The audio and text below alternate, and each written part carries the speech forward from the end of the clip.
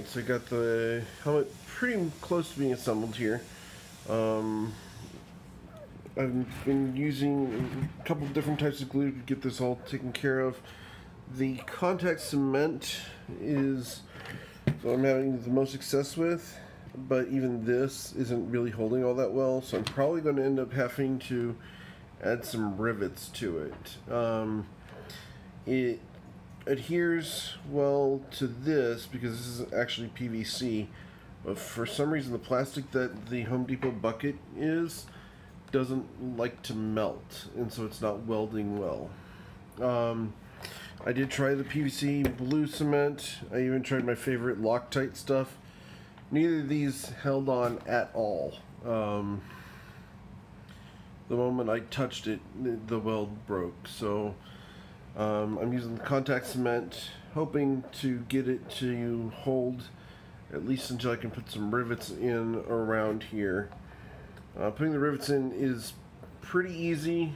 It's basically drill a hole, stick a pop rivet in, use the pop rivet tool to pop the rivet out, and it'll be riveted in place.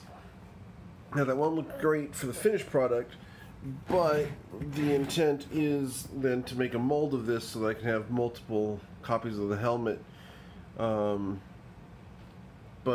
what I'm probably going to do is actually cast this in plaster, and that way I can actually cut this and sculpt it in plaster so I can get my cheeks the way I want them, the visor the way I want it, etc. And I can make a whole bunch of them if I just have this basic shape of a helmet that would fit me.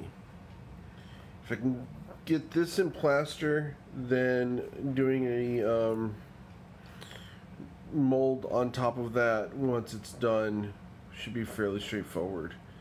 Talk to Jenny and she's going to help me with that.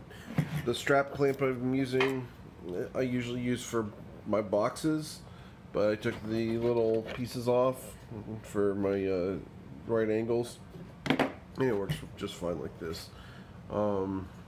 So that's holding down the glue seam that goes all the way around the rim here, clear around so that it doesn't go anywhere while it's setting. I'm going to leave this for about 2-3 hours. I want to make sure that that glue is nice and set before I touch it and mess with it anymore. But it's looking pretty nice. You can see where it's going. I hope that I can, I don't even hope that I can do this, but smoothing this little lip out is going to be pretty easy once it's in the plaster.